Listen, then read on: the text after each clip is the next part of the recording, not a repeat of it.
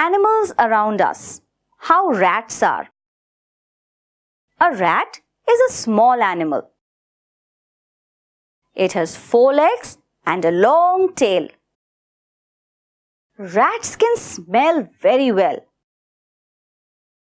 That is how they quickly find food. Rats chew up a lot of things, so people don't like them. They have very sharp teeth. Rats can almost eat anything. They also get into our food.